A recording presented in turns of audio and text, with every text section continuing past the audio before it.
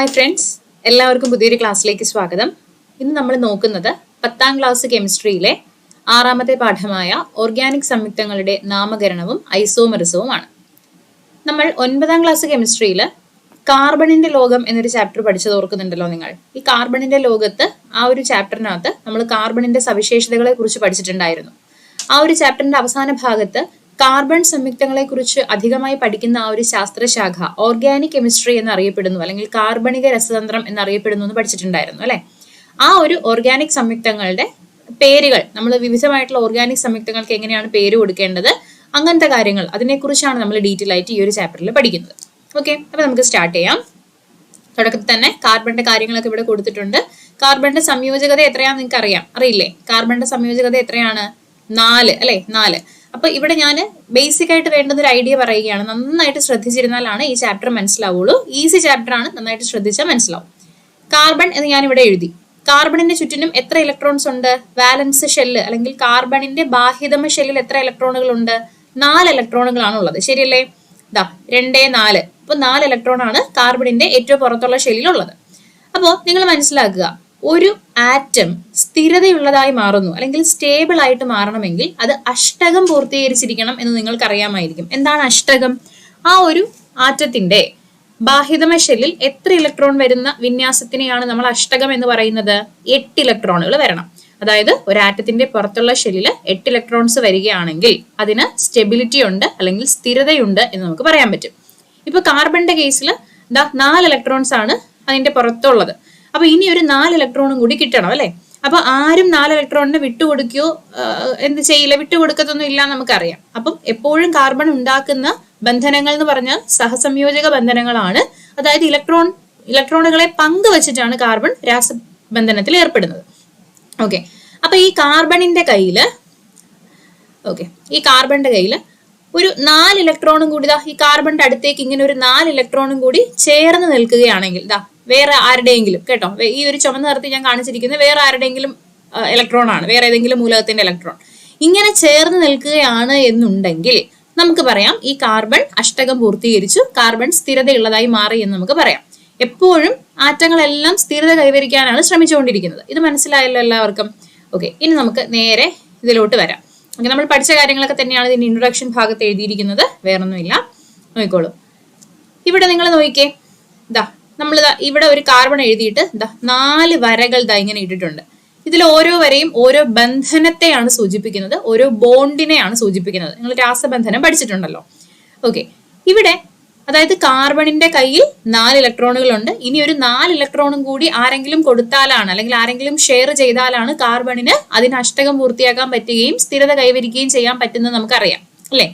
Okay, അപ്പൊ ഒരു bond എന്ന് പറഞ്ഞാൽ ഈ ബോണ്ടിന്റെ 2 വശത്തും ഓരോ ഇലക്ട്രോണുകൾ വീതം ഉണ്ടാവും. അപ്പൊ ഒരു ബോണ്ട് എന്ന് പറയുമ്പോൾ അതിനകത്ത് 2 ഇലക്ട്രോണുകൾ ഉണ്ട്. ഇവിടെ ഒരു ബോണ്ട് എന്ന് പറഞ്ഞാൽ 2 ഇലക്ട്രോണുകൾ ഇതിനകത്ത് ഉണ്ടെന്നാണ് അർത്ഥം. അപ്പൊ കാർബണിന്റെ ചുറ്റിനും എപ്പോഴും 4 ബോണ്ട് അല്ലെങ്കിൽ 4 വരകൾ എപ്പോഴും വരണം. ഈ 4 വരയിൽ ആരെങ്കിലും കയറിയിരിക്കും. ഇപ്പൊ ഞാൻ നിങ്ങൾക്ക് കാണിച്ചു തരാം. ഇവിടെ ഹൈഡ്രജൻ വന്നു എന്ന് വിചാരിക്കാം. ഹൈഡ്രജൻ വന്നു. ഒന്നും കൂടി വ്യക്തമായിട്ട് ഞാൻ കാണിച്ചു തരാം. ഇപ്പൊ ഇവിടെ ഒരു കാർബൺ ഉണ്ട്. ഒരു ഇലക്ട്രോൺ, ഒരു ഇലക്ട്രോൺ, ഇവിടെ ഒരു ഇലക്ട്രോൺ, ഇവിടെ ഒരു ഇലക്ട്രോൺ. ഇത് 4 കാർബണിന്റെ ഇലക്ട്രോൺസ് ആണെന്ന് വിചാരിച്ചോ. ഓക്കെ, ഇവിടേക്ക് ഹൈഡ്രജൻ വരികയാണ്. ഇവിടെ ഒരു ഹൈഡ്രജൻ ഉണ്ട്. ഹൈഡ്രജന്റെ കയ്യിൽ എത്ര ഇലക്ട്രോണുകൾ ഉണ്ട്? ഒരു ഇലക്ട്രോൺ ആണ് ഹൈഡ്രജന്റെ കയ്യിലുള്ളൂ, ശരിയല്ലേ? ഹൈഡ്രജന്റെ അറ്റോമിക് നമ്പർ എന്ന് പറഞ്ഞാൽ 1 1 അപ്പൊ ഹൈഡ്രജന്റെ കയ്യിൽ ആകെ ഒരു ഇലക്ട്രോൺ ആണ് ഉള്ളത്. ഈ ഹൈഡ്രജൻ ഇങ്ങോട്ട് വരുന്നു എന്ന് വിചാരിക്കാം. ഈ ഹൈഡ്രജൻ ഇങ്ങോട്ട് വരുന്നു. അവന്റെ കയ്യിൽ ഒരു ഇലക്ട്രോൺ ഉണ്ടല്ലോ, ഇവിടെ ഉണ്ട്. അടുത്ത് വേറൊരു ഹൈഡ്രജൻ ഇവിടെ വന്നിരിക്കുന്നു. ഇവന്റെ കയ്യിലും ഒരു ഇലക്ട്രോൺ ഉണ്ടല്ലോ. മറ്റൊരു ഹൈഡ്രജൻ ഇവിടെ വന്നിരിക്കുകയാണ്. ഇയാളുടെ കയ്യിലും ഒരു ഇലക്ട്രോൺ ഉണ്ട്. നാലാമത്തെ ഒരു ഹൈഡ്രജൻ, വേറൊരു ഹൈഡ്രജൻ ഇവിടെ വന്നിരിക്കുന്നു. ഇയാളുടെ കയ്യിലും ഒരു ഇലക്ട്രോൺ ഉണ്ടെന്ന് വിചാരിക്കാം. ഓക്കെ, ഈ ഹൈഡ്രജൻ എന്ന് പറയുന്ന ഈ ആളിന്റെ കയ്യിൽ എത്ര ഷെല്ലുകളുണ്ട്? KLMN എന്ന് പറഞ്ഞ ഷെല്ലുകളെ നിങ്ങൾക്ക് അറിയാം. ഇതിനകത്ത് K ഷെല്ലിനകത്ത് 2 ഇലക്ട്രോൺ ഇരിക്കാൻ പറ്റും, ശരിയല്ലേ? നമ്മുടെ ഹൈഡ്രജന്റെ കയ്യിലാണെങ്കിൽ ആകെ ഒറ്റ ഇലക്ട്രോൺ അല്ലേ ഉള്ളൂ. അപ്പൊ ഈ ഒരു K ഷെല്ലിലായിരിക്കും ഈ ഇലക്ട്രോൺ ഇരിക്കുക. ഹൈഡ്രജന്റെ കേസാണ് ഞാൻ പറയുന്നത് കേട്ടോ. ഇവിടെ ഹൈഡ്രജൻ ഉണ്ട്.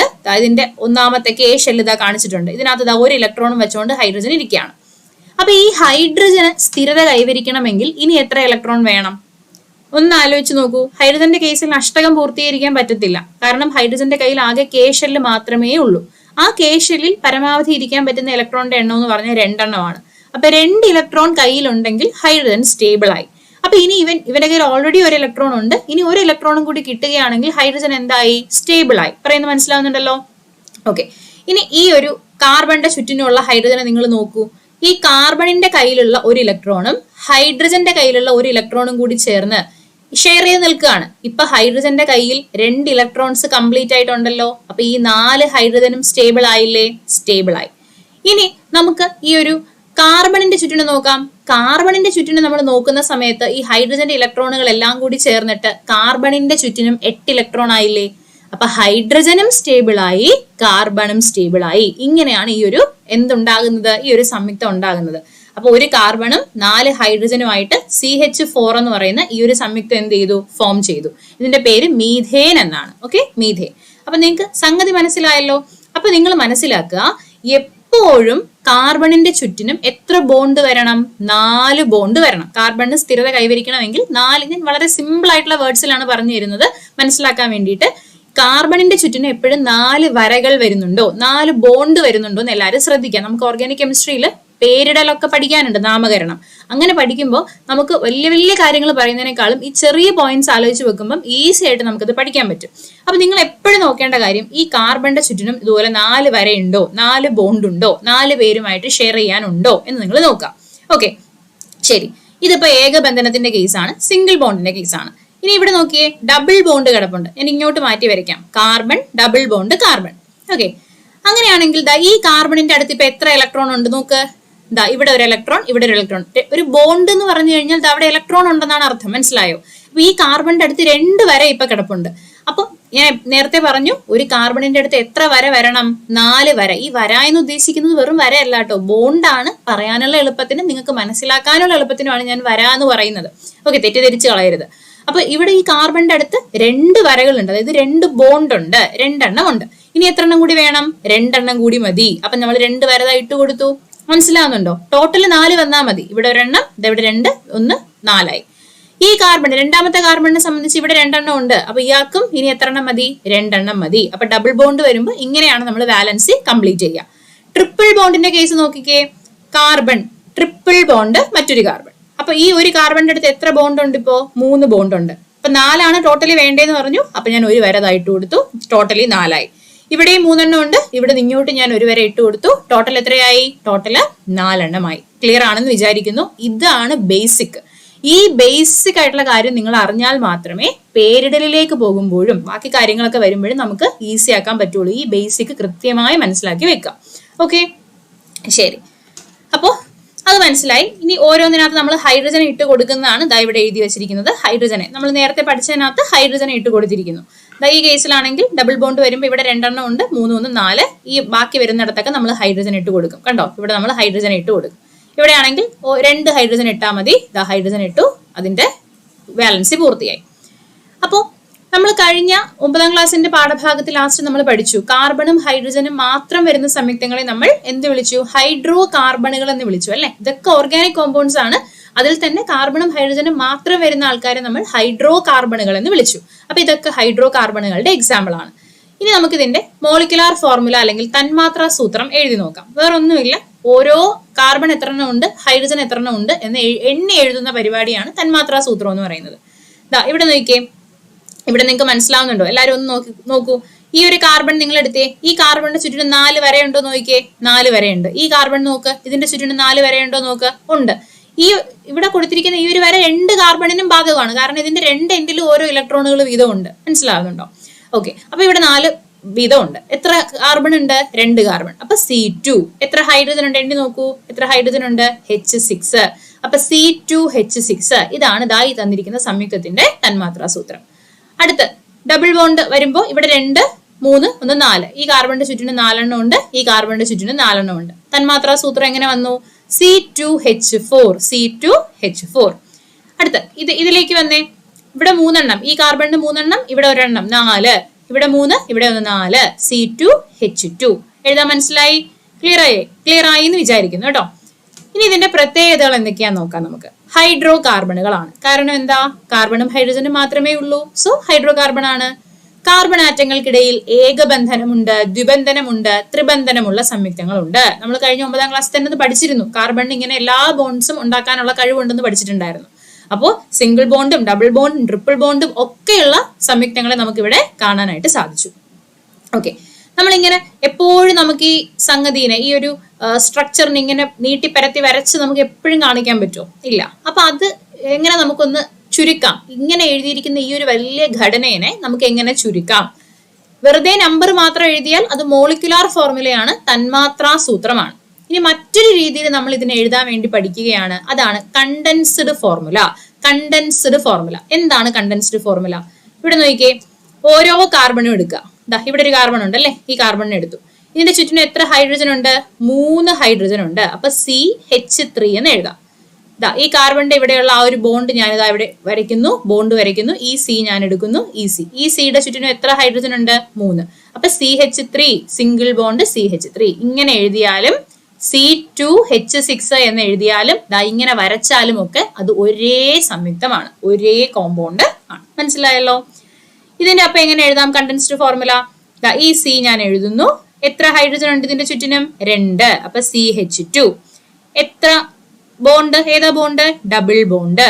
അടുത്ത C എഴുതി, H2 അല്ലെ? H2 കണ്ടോ? ഇങ്ങനെ എഴുതി കഴിഞ്ഞാൽ ഇത് കണ്ടൻസ്ഡ് ഫോർമുലയാണ്. ഇതിന്റെ കേസിൽ വരുമ്പോഴോ ആദ്യത്തെ C എഴുതി. എത്ര ഹൈഡ്രജൻ ഉണ്ട്? 1 hydrogen. CH, triple bond CH. ഇതാണ് കണ്ടൻസ്ഡ് ഫോർമുല. ഓക്കെ, ഇത് വെച്ചുകൊണ്ടും കാർബണിന്റെ ചുറ്റിനും 4 വരയാണോ ഉള്ളത് നിങ്ങൾ മനസ്സിലാക്കണം. അതെങ്ങനെ മനസ്സിലാക്കും? ഈ ഒരു കാർബണിനെ മാത്രം എടുക്കുക. ഈ കാർബണിന്റെ അടുത്ത് എത്ര വര ഉണ്ട്? ഇപ്പോ 3. എത്ര ഹൈഡ്രജൻ ഉണ്ട്? 1 ഹൈഡ്രജൻ. അപ്പൊ 4 ആയല്ലോ.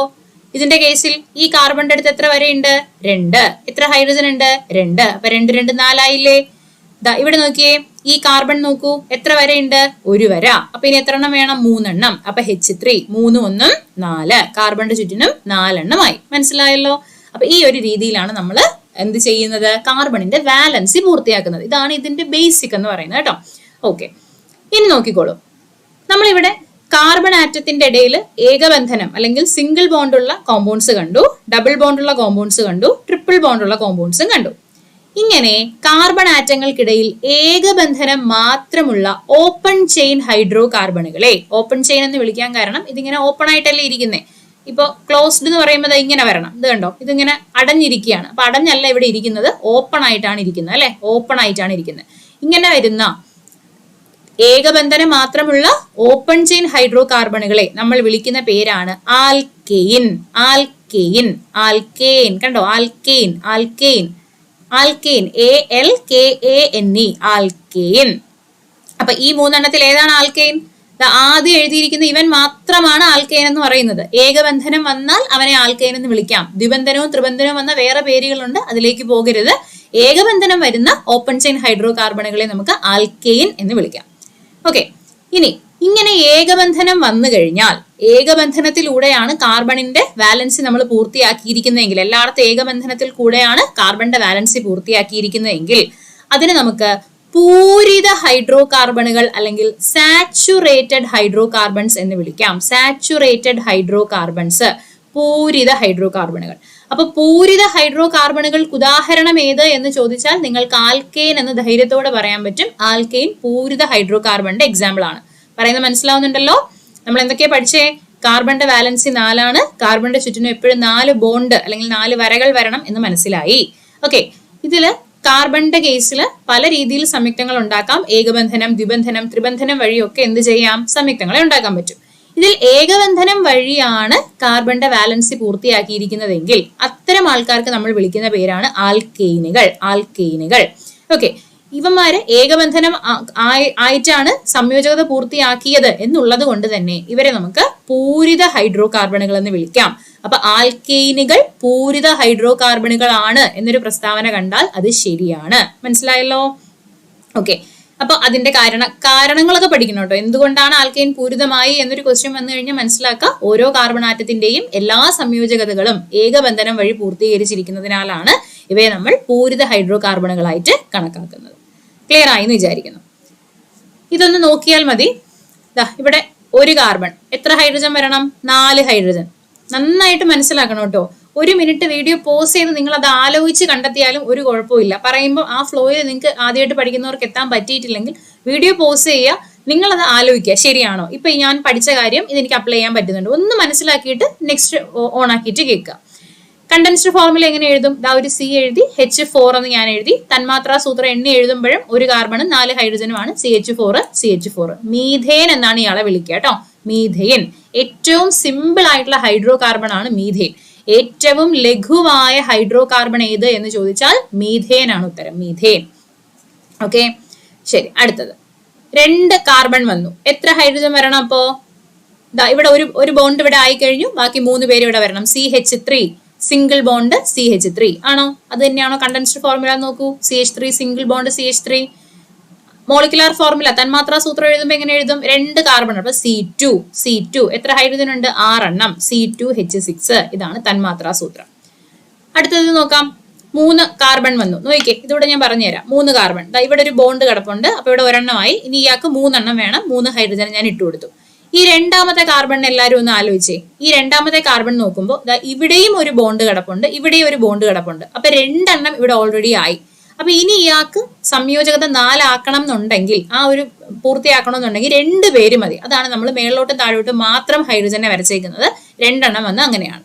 ഈ അറ്റത്ത് കിടക്കുന്ന ആൾക്കാണെങ്കിലും ഈ ഒരു ബോണ്ട് മാത്രമേ ഉള്ളൂ, ബാക്കി 3 എണ്ണം ഹൈഡ്രജൻ ആയിട്ട് നമ്മൾ എന്ത് ചെയ്യണം? ഫില്ല് ചെയ്യണം. ഇത് ഞാൻ എങ്ങനെ നമുക്ക് കണ്ടൻസ്ഡ് ഫോർമുല എഴുതാം? നോക്കിക്കേ, ഞാൻ എഴുതിയിരിക്കുന്നത് നോക്കുന്നില്ല, ഞാൻ എഴുതുന്ന മാത്രം നോക്കുക. ഇവിടുത്തെ C ഞാൻ എഴുതി. എത്ര ഹൈഡ്രജൻ ഉണ്ട് ചുറ്റിനും? 3. അല്ലെങ്കിൽ നമുക്ക് ഇങ്ങനെ ആലോചിക്കാം, ഈ 3 എണ്ണം ഞാൻ ഡയറക്റ്റ് ആയിട്ട് ഈ 3 എണ്ണം ഇങ്ങനെ എഴുതുന്നു. ഇത് ഇങ്ങനെ എഴുതി പഠിക്കുന്നതാണ് കുറച്ചുകൂടെ നല്ലത്. ഇങ്ങനെ എഴുതി. ഇനി നമ്മൾ ഈ കാർബൺ ആലോചിക്കുക, ഇവിടെ ഒരൊറ്റ വരയേ ഉള്ളൂ, അപ്പം 3 എണ്ണം ഇനി വേണം. CH3 എന്ന് ഞാൻ എഴുതി. ഈ കാർബൺ എടുക്കുമ്പോൾ ഇവിടെ ഒരു വരയുണ്ട്, ഇവിടെ ഒരു വരയുണ്ട്. അപ്പൊ 2 എണ്ണം ഓൾറെഡി ഫില്ലായി കഴിഞ്ഞു. അപ്പൊ ഇനി എത്ര എണ്ണം മതി? ഇനി 2 എണ്ണം മതി.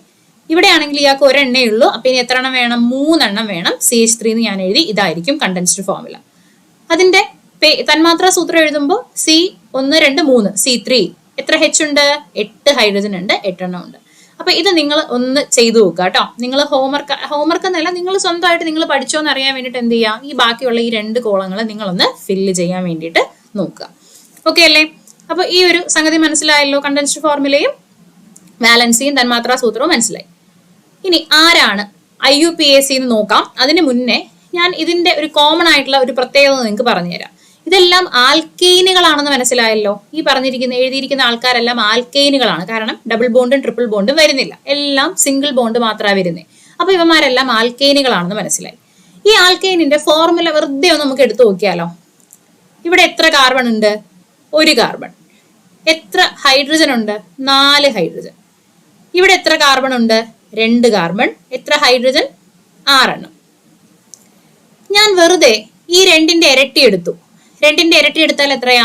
4. കാർബണിന്റെ എണ്ണം 2 ആണ്. ഈ 2ന്റെ ഇരട്ടി ഞാൻ എടുത്തപ്പോൾ 4 കിട്ടി. ആ 4ന്റെ കൂടെ 2 കൂട്ടിയപ്പോ എനിക്ക് ഈ 6 കിട്ടിയോ? അതായത് കാർബണിന്റെ എണ്ണം അതിന്റെ ഇരട്ടി എടുത്തു. ഓക്കെ, ഇരട്ടി എടുത്തു. ഇപ്പൊ കാർബണിന്റെ എണ്ണം N ആന്ന് വിചാരിക്കുക. N വെറുതെ 1 2 3 4 5 6 എത്രയോ ആവാം. N എന്ന് പറഞ്ഞ് കാർബണിന്റെ എണ്ണം ഉണ്ട്. അതിന്റെ കൂടെ ഞാൻ ഇരട്ടി എടുത്തു. കാർബണിന്റെ എണ്ണം 2 ആണ്. 2ന്റെ ഇരട്ടി എടുത്തപ്പോൾ 4. ആ 4ന്റെ കൂടെ ഞാനൊരു 2 കൂടെ ആഡ് ചെയ്തു. 2 കൂടെ കൂട്ടിയപ്പോ എനിക്ക് 6 കിട്ടി. ഈ മേളത്തെ ഇതിനൊന്ന് ഞാൻ വെറുതെ നോക്കുവാണേ. കാർബണിന്റെ എണ്ണം 1. 1ന്റെ ഇരട്ടി എടുത്താൽ എത്ര? 2. ആ 2ന്റെ കൂടെ ഒരു 2 കൂട്ടിയാൽ എത്ര? 4. ശരിയാണോ? മൂന്നാമത്തെ നമുക്ക് എക്സാമ്പിൾ നോക്കാം. കാർബൺ 3. 3ന്റെ ഇരട്ടി എത്രയാടാ? 3ന്റെ ഇരട്ടി 6. 6ന്റെ കൂടെ ഒരു 2 കൂട്ടിയാൽ എത്ര? 8. ഇവിടുത്തെ ഹൈഡ്രജന്റെ എണ്ണം 8 തന്നെയാണോ? 8 തന്നെയാണ്. ഇവിടെ നിങ്ങൾ ഫില്ല് ചെയ്യണം. അടുത്തത് നമുക്ക് നോക്കാം. കാർബണിന്റെ എണ്ണം 5. 5ന്റെ ഇരട്ടി 10. 10ന്റെ കൂടെ 2 കൂട്ടിയാ 12. അപ്പോ ഈ ആൽക്കീനുകളെ പൊതുവായിട്ട് നമുക്കൊരു സമവാക്യം ഉപയോഗിച്ച് കാണിക്കാം. എന്തായിരിക്കും ആ സമവാക്യം? CnH2n+2. മനസ്സിലാവുന്നുണ്ടോ? CN എന്ന് പറഞ്ഞ എന്നിന് 1 2 3 4 5 6 എത്രയോ ആവാം. അപ്പൊ Cnന്റെ വില ഇപ്പൊ ഒരു 6 ആന്ന് വിചാരിച്ചു. Cn എന്ന് വെച്ചാൽ C6. എന്നിന്റെ വില നമ്മൾ ഇവിടെ കൊടുത്തു, C6.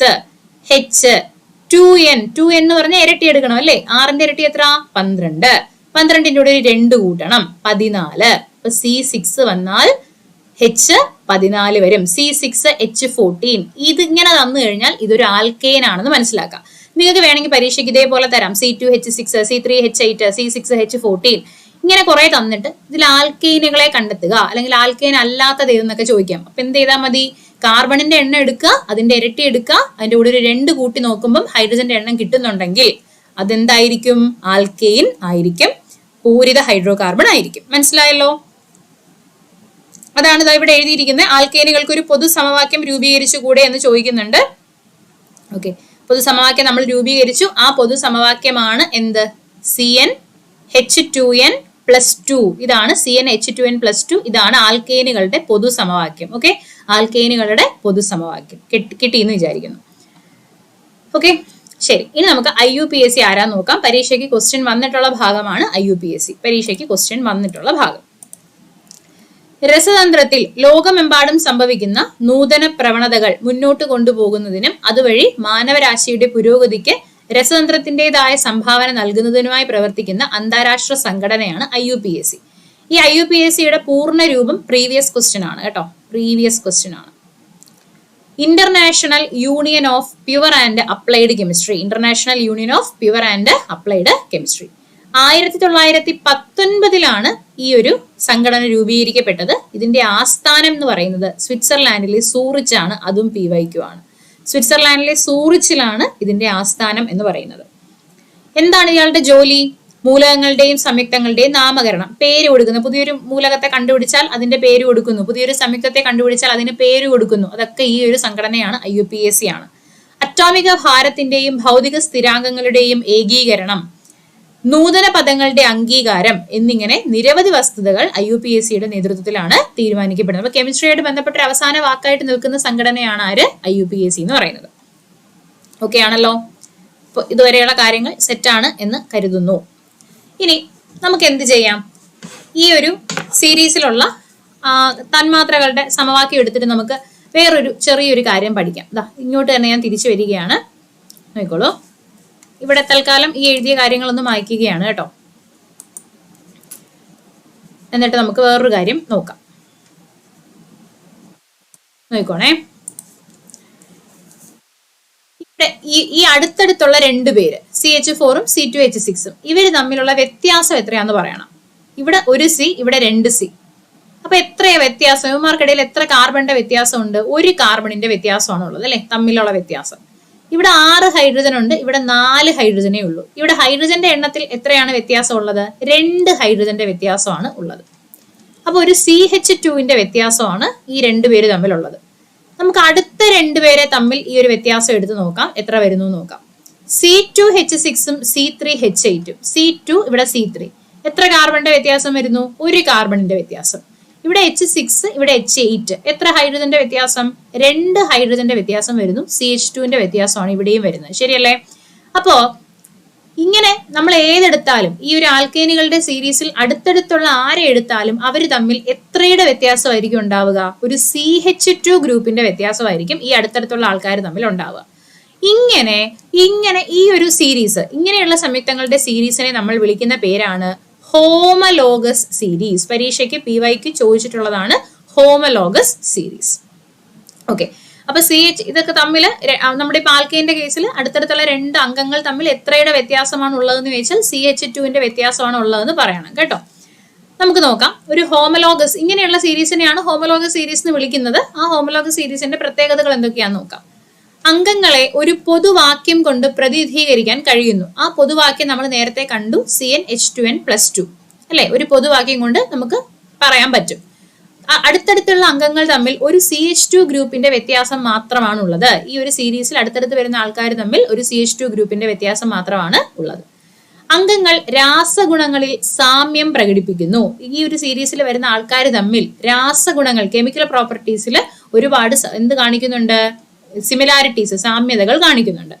ഭൗതിക ഗുണങ്ങളിൽ ക്രമമായ വ്യതിയാനം കാണിക്കുന്നു. അവരുടെ ഭൗതികമായിട്ടുള്ള പ്രോപ്പർട്ടീസ് അല്ലെങ്കിൽ ഭൗതിക ഗുണങ്ങൾ, ഫിസിക്കൽ പ്രോപ്പർട്ടീസിനകത്ത് കറക്റ്റ് ക്രമമായിട്ട് എന്ത് ചെയ്യുന്നു? അവര് ഡിഫറൻസ് കാണിക്കുന്നുണ്ട്, വ്യതിയാനം എന്ത് ചെയ്യുന്നുണ്ട്? കാണിക്കുന്നുണ്ട്. ഓക്കെ, ക്ലിയർ ആണെന്ന് വിചാരിക്കുന്നു. ഹോമലോഗസ് സീരീസ് മനസ്സിലായെന്ന് വിചാരിക്കുന്നു. ഓക്കെ, നമുക്കിവിടെ ഒരു ബോക്സിൽ എന്തോ കൊടുത്തിട്ടുണ്ട്, അതെന്താന്ന് നോക്കാം. പരീക്ഷയ്ക്ക് ക്വസ്റ്റ്യൻസ് വന്നിട്ടുള്ള ഒരു ബോക്സ് ആണിത്. ഓർഗാനിക് സംയുക്തങ്ങൾ സസ്യജന്തുജന്യമായ വസ്തുക്കളിൽ നിന്ന് മാത്രമേ ലഭിക്കുകയുള്ളൂ എന്ന് ആദ്യകാലത്ത് വിശ്വസിച്ചിരുന്നു. അതായത് ജീവനുള്ളവയിൽ നിന്ന് മാത്രമാണ് നമുക്ക് ഈ ഓർഗാനിക് സംയുക്തങ്ങൾ ഉണ്ടാക്കിയെടുക്കാൻ കഴിയുള്ളൂ എന്ന് നമ്മൾ പണ്ട് വിശ്വസിച്ചിട്ടുണ്ടായിരുന്നു. പക്ഷെ അങ്ങനെ അല്ല. നിർജീവ പദാർത്ഥങ്ങളിൽ അല്ലെങ്കിൽ അജൈവ പദാർത്ഥങ്ങളിൽ നിന്നും എന്ത് ചെയ്യാൻ പറ്റും? നമുക്ക് ഈ ഓർഗാനിക് സംയുക്തങ്ങളെ നിർമ്മിച്ചെടുക്കാൻ സാധിക്കും എന്ന് പിൽക്കാലത്ത് കണ്ടുപിടിച്ചു. അങ്ങനെ കണ്ടുപിടിച്ച വ്യക്തിയുടെ പേരാണ് ഫ്രെഡറിച്ച് ഓളർ. Friedrich Wohler. ഇദ്ദേഹത്തെയാണ് ഓർഗാനിക് കെമിസ്ട്രിയുടെ പിതാവ് എന്നറിയപ്പെടുന്നത്. Father of organic chemistry. Father of organic chemistry എന്നറിയപ്പെടുന്നയാള് ഫ്രെഡറിച്ച് ഊളർ എന്ന് പറയുന്ന സയന്റിസ്റ്റ് ആണ്. 1828 അദ്ദേഹം എന്ത് ചെയ്തു? ഫ്രെഡറിച്ച് ഊളർ എന്ന് പറയുന്ന ജർമ്മൻ ശാസ്ത്രജ്ഞൻ അമോണിയം സയനേറ്റ് എന്ന് പറയുന്ന അജൈവ പദാർത്ഥത്തിൽ നിന്നും ഓർഗാനിക് സംയുക്തമായ യൂറിയ നിർമ്മിച്ചെടുത്തു.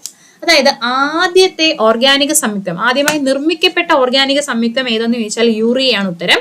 ആ യൂറിയനെ നിർമ്മിച്ചത് ഫ്രെഡറിച്ച് ഊളർ നിർമ്മിച്ചെടുത്തു. ഓർഗാനിക് സംയുക്തമായിട്ടുള്ള യൂറിയനെ നിർമ്മിച്ചെടുത്തു. ഏതിൽ നിന്നാണ് നിർമ്മിച്ചെടുത്തത്? അജൈവ പദാർത്ഥമായിട്ടുള്ള അമോണിയം സയനേറ്റിൽ നിന്നാണ് എന്ത് ചെയ്തത്? അദ്ദേഹം യൂറിയനെ നിർമ്മിച്ചെടുത്തത് 1828.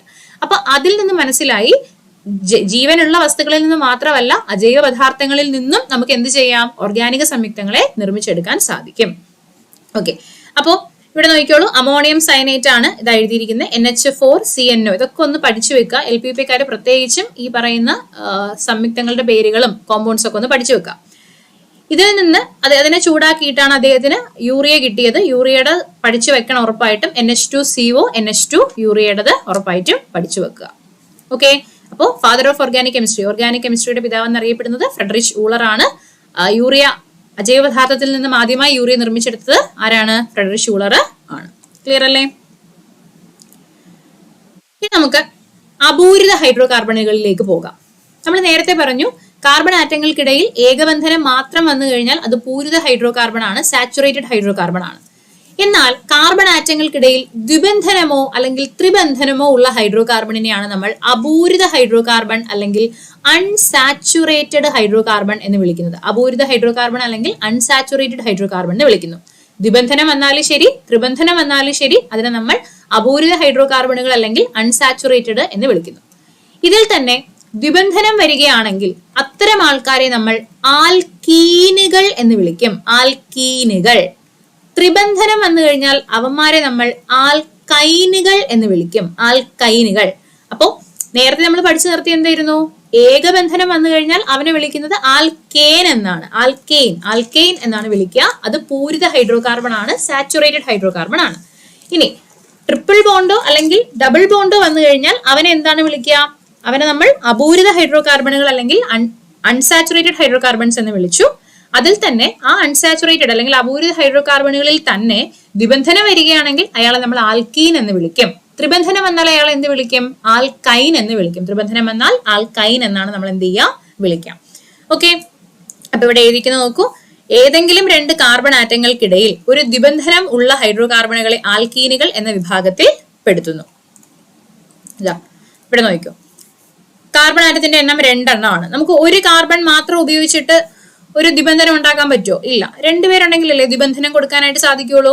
അപ്പൊ അവിടെ ഒരു കാർബൺ മാത്രമുള്ള ആൽക്കീനും ആൽക്കൈനും ഇല്ല എന്ന് മനസ്സിലാക്കുക. ഒരു ആൽക്കീനും ആൽക്കൈനും ഉണ്ടാകണമെങ്കിൽ മിനിമം 2 കാർബൺ എങ്കിലും വേണം. പക്ഷെ ആൽക്കൈന്റെ കേസ് അങ്ങനെയല്ല. ആൽക്കൈന്റെ കേസിൽ ഒരാളെ ഉള്ളുവെങ്കിൽ നമുക്ക് എന്ത് ചെയ്യാം? ഇങ്ങനെ ബോണ്ട് ഇട്ട് വരച്ച് ഇടാനായിട്ട് നമുക്ക് സാധിക്കും. ഓക്കെ, അപ്പൊ ശരി, നോക്കിക്കോളൂ. 2 കാർബൺ വന്നു.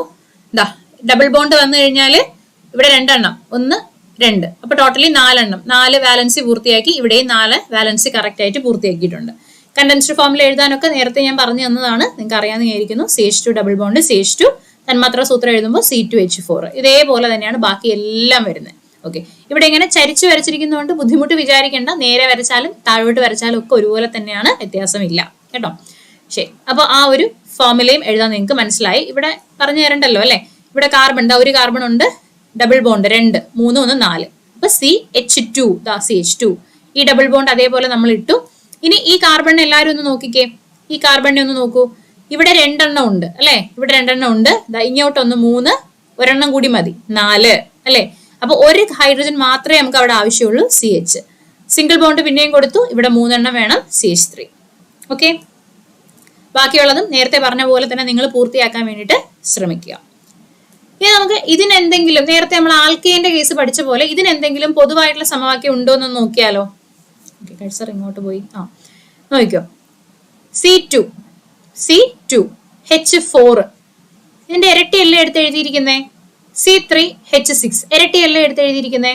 അപ്പോ CN എണ്ണം ഉണ്ടെങ്കിൽ അതിന്റെ ഇരട്ടി എടുത്താൽ നമുക്ക് എന്ത് കിട്ടും? ഹൈഡ്രജന്റെ എണ്ണം കിട്ടും.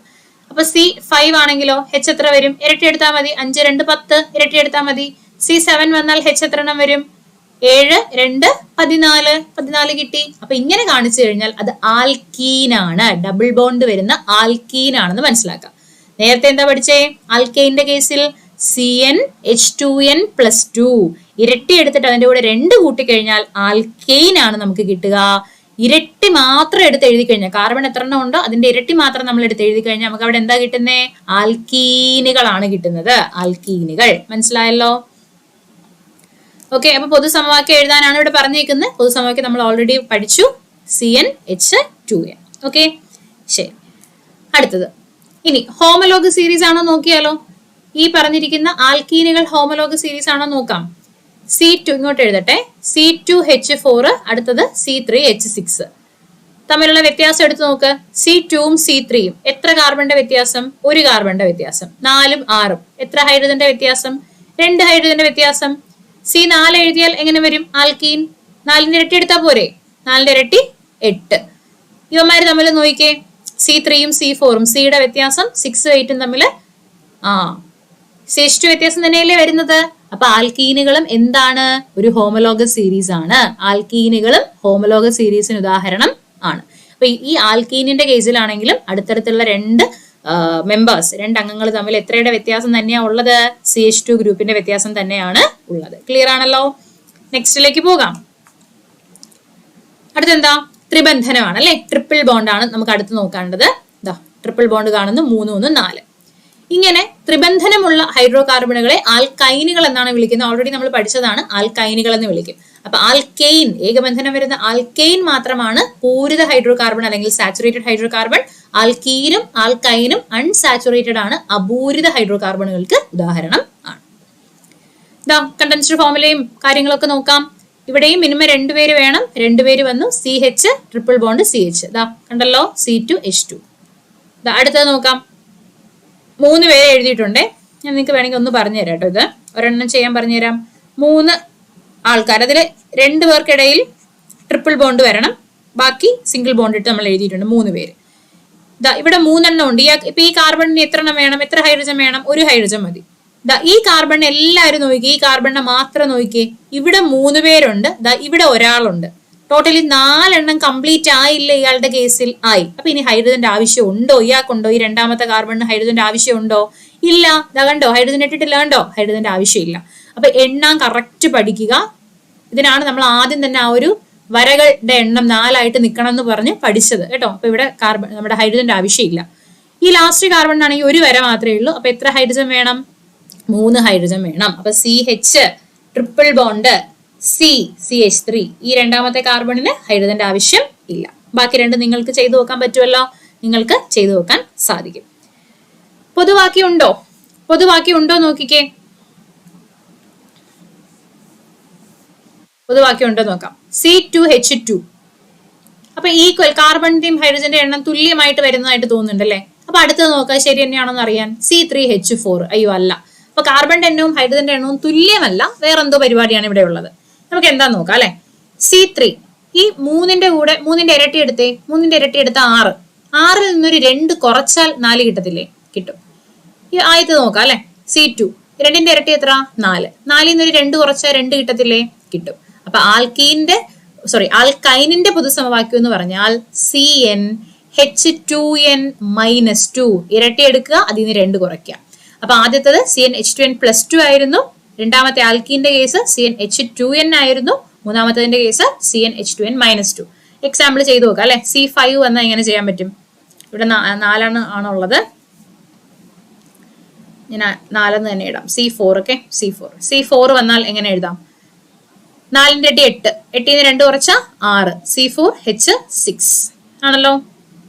അടുത്തത് 5 വരുമ്പോ C5, 5 ഇരട്ടി 10, 10 2 പോയി കഴിഞ്ഞാൽ 8, C5H8. ഇതൊക്കെ എന്തായിരിക്കും? ആൽക്കൈനുകളായിരിക്കും. ഇതെല്ലാം ആൽക്കൈനുകൾ ആയിരിക്കും. ഇവന്മാര് ഹോമോലോഗ് സീരീസ് ആണോ? നോക്കാം. ആയിരിക്കും ഉറപ്പായിട്ടും. C2ഉം C3ഉം, സിയുടെ വ്യത്യാസം, H2ഉം H4ഉം, വീണ്ടും H2ന്റെ വ്യത്യാസം. ആൽക്കൈനുകൾ തമ്മിലും CH2 ഗ്രൂപ്പിന്റെ വ്യത്യാസം തന്നെയാണുള്ളത്. ഇവന്മാരും ഹോമോലോഗ് സീരീസിന്റെ ഭാഗമായിട്ട് വരുന്ന ആൾക്കാര് ആണ്. ഓക്കെ, നോക്കിക്കോ. ഹൈഡ്രോ കാർബണുകൾ പഠിച്ച കാര്യങ്ങളെല്ലാം ഒരുമിച്ച് എഴുതിയിട്ടുണ്ട്. ഹൈഡ്രോ കാർബണുകൾ ആൽക്കെയിൻ ഉണ്ട്, ആൽക്കീൻ ഉണ്ട്, ആൽക്കൈൻ ഉണ്ട്. ഓക്കെ, ആൽക്കെയിൻ ആണെങ്കിൽ എല്ലാം സിംഗിൾ ബോണ്ട്, ആൽക്കീൻ ആണെങ്കിൽ കാർബൺ ആറ്റങ്ങൾക്കിടയിൽ ദ്വിബന്ധനം അല്ലെങ്കിൽ ഡബിൾ ബോണ്ട്, ആൽക്കൈൻ ആണെങ്കിൽ കാർബൺ ആറ്റങ്ങൾക്കിടയിൽ ട്രിപ്പിൾ ബോണ്ട് അല്ലെങ്കിൽ ത്രിബന്ധനം. ഇതിൽ ഇയാള് മാത്രമാണ് പൂരിത ഹൈഡ്രോ കാർബൺ. ബാക്കി രണ്ടുപേരും എന്താണ്? അപൂരിത ഹൈഡ്രോ കാർബണുകൾ ആണ്, അൺസാച്ചുറേറ്റഡ് ആണ്. CnH2n+2 ആണ് പൊതുവാക്യം. ആൽക്കീന്റെ ആണെങ്കിൽ CnH2n ആണ്, ആൽക്കൈൻ്റെതാണെങ്കിൽ CnH2n-2 ആണ്. ഓക്കെ, ഇത്രയും കാര്യങ്ങൾ നന്നായി മനസ്സിലായെന്ന് വിചാരിക്കുന്നു. ഇനി നമുക്ക് നാമകരണത്തിലോട്ടാണ് കിടക്കേണ്ടത്. അത് ഞാൻ അടുത്തൊരു പാർട്ടായിട്ട് ഇടാം. ഇത്രയും നന്നായി പഠിച്ചിട്ട് അടുത്ത പാർട്ട് എല്ലാവരും എന്ത് ചെയ്യുക? കാണുക. അപ്പൊ എല്ലാവർക്കും മനസ്സിലായെന്ന് വിചാരിക്കുന്നു. അടുത്ത ക്ലാസ്സിൽ കാണാം. ബൈ.